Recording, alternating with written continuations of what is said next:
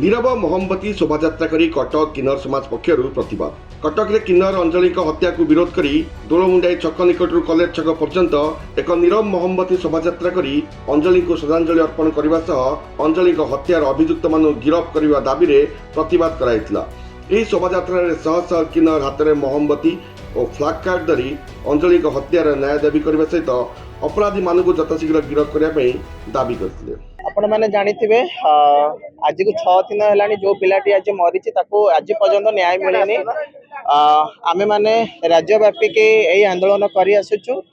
दीर्घ दिन देखो रोड साइड रे गोटे सेक्शन पॉइंट रे गोटे ट्रांसजेंडर जे कि परिवार सपोर्ट न थाई मु भी गोटे ट्रांसजेंडर मो विगत दिन में मो परिवार सपोर्ट नथिला जदि से पेट पाटना ठिया होता ताकू किसी दुर्बृत्त आसिक छुरा माड़ करके सहित जोर जबरदस्ती शारीरिक संपर्क रखापी कही ताकू जीवन मारी देइचंती। आमे कमिश्नर पाखु जाइचु मुख्यमंत्री को लेटर करिचु आम स्ट्राइक भी करिचु राष्ट्रपति जेहेतु से दिन आसबार था तेणु करके आम से ओहरी जाइलु किंतु आज पर्यंत ताकू न्याय मिलनी।